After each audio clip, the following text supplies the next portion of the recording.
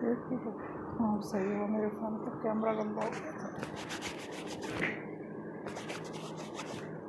देखिए अब ये ब्रीदिंग में है आपका, ये दिखाई दे रहा है। ये टेबल बहुत इंपॉर्टेंट है, इस पर एक क्वेश्चन ज़रूर आता है। तो इसमें यह है ग्लूकोज। ग्लूकोज होता है 6 कार्बन मॉलिक्यूल। आपको क्यों है ग्लूकोज का फॉर्मूला भी पता होना चाहिए। ग्लूकोज होता है C6H12O6, तो 6 कार्बन मॉलिक्यूल है। जो भी हमारा जो रिएक्शन है रेस्पिरेशन का, वो किस में होता है, साइटोप्लाज्म में। चाहे वो कोई सा भी रेस्पिरेशन हो, तो रिएक्शन आपका आजकल MCQ का वो हो गया, तो उसमें आएगा respiration takes place in cytoplasm. फिर ग्लूकोज सबसे पहले किस में टूट जाएगा, पायरुवेट में, प्लस एनर्जी निकलेगी। अब इसके बाद ये होगा, जैसे ये पायरुवेट, यहाँ तक का प्रोसेस सब में सेम है।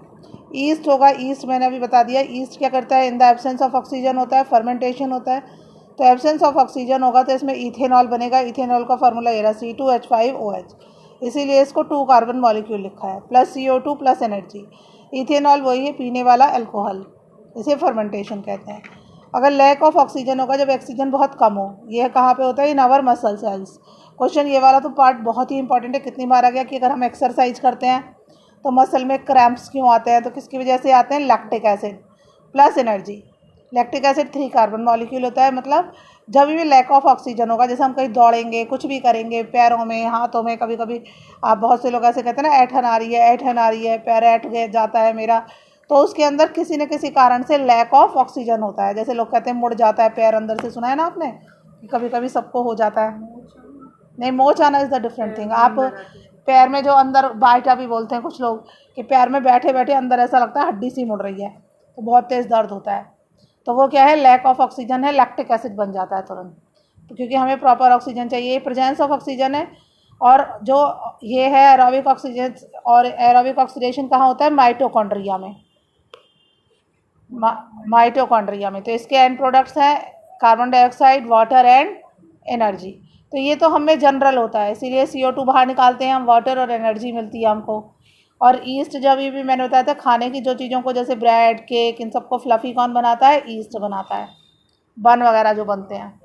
और फ्लफ़ी, एक बार एक क्वेश्चन आया है कि कोई ब्रेड जो है फ्लफ़ी यानी कि सॉफ्ट किसकी वजह से बनती है, CO2 की वजह से। CO2 निकलती है वहाँ पर।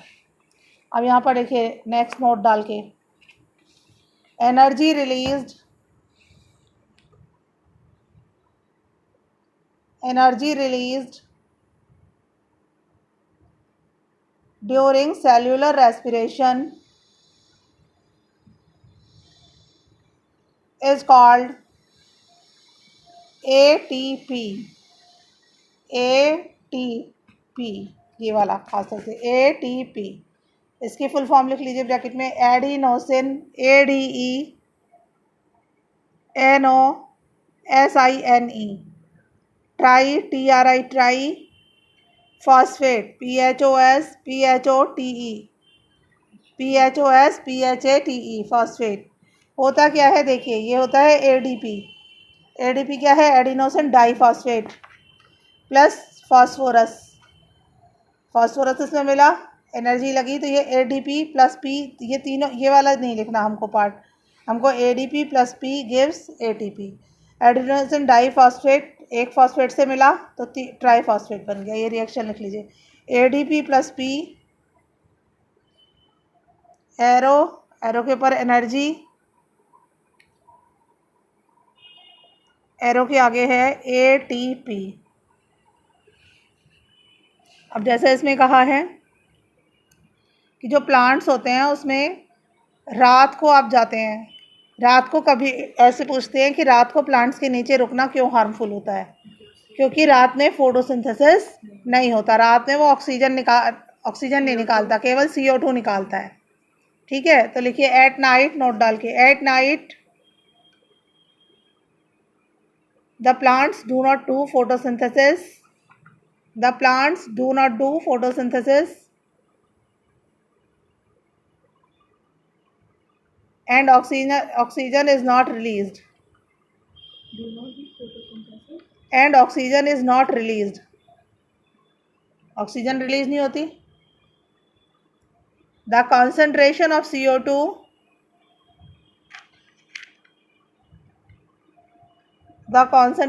CO2 increases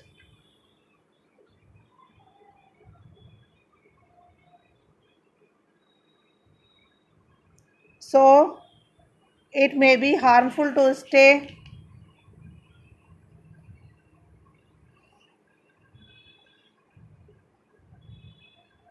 under the tree at night, ये रात को पेड़ के नीचे रुकना खतरनाक है। एक ये क्वेश्चन कई बार पूछा जा चुका है, जो टेरेस्ट्रियल एनिमल्स होते हैं, टेरेस्ट्रियल एनिमल्स का मतलब है जो ज़मीन पे रहने वाले एनिमल्स होते हैं, वो ऑक्सीजन कहाँ से लेते हैं, तो can breathe the oxygen from air. और जो animals that live in water यानी कि एक्वेटिक एनिमल्स होते हैं, वो ऑक्सीजन लेते हैं डिजॉल्व्ड इन वाटर। ठीक है, अब आगे एक्सरसाइज 6.6 में यही बोल रहा है, ये कह रहा है एक्वेरियम में फ़िश होती है। तो देखिए इस टाइप से फ़िश का मुंह होता है, ये मान लो फ़िश है ना। यहाँ पे जो इसकी साइड्स होती हैं, यहाँ पे ऐसे करके होल्स होते हैं, नालियाँ जैसी होती हैं, पाइप्स जैसे होते हैं। इनमें से पानी ये मुंह से अंदर घुसता है, मुंह से अंदर लेती है, या यहाँ से घुसता है मुंह से निकल जाता है, मुंह से लेती है यहाँ से निकल जाता है। होता क्या है कायदे में, यहाँ से लेती है, ये गिल्स कहलाती हैं। गिल्स इस तरह के पाइप्स होते हैं, देखो मैं समझाऊँ। यहाँ से पानी लिया, गिल्स जो है रिचली सप्लाइड विद ब्लड होते हैं। जहाँ मैंने बताया था कोई भी सरफेस जिसमें कि एक्सचेंज ऑफ गैसेज होगा तो वह मॉइस्ट होगी, रिचली सप्लाइड विद ब्लड होगी, बताया था। रिचली सप्लाइड विद ब्लड का जैसे हमारे अंदर भी मैंने आपको बताया था कि जो एल्वियोलाई हैं उनमें रिचली सप्लाइड विद ब्लड है।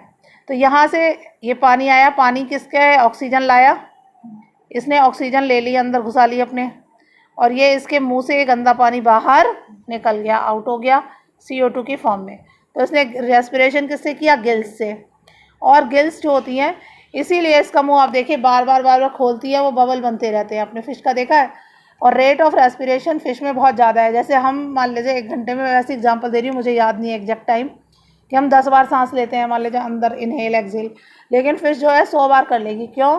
क्योंकि हमें जो है amount of oxygen is available in more amount, हमारे ये आ चुका है, और लेकिन फ़िश को कम अमाउंट में होता है। क्योंकि यहाँ पर आपको ये है, जो अंडरलाइन कर रहे हैं बुक में ही कर लेंगे, the amount of dissolved oxygen is fairly low. Water में जो अमाउंट ऑफ ऑक्सीजन है बहुत लो है in comparison to the amount of oxygen in the air, इसीलिए rate of respiration is more in fishes.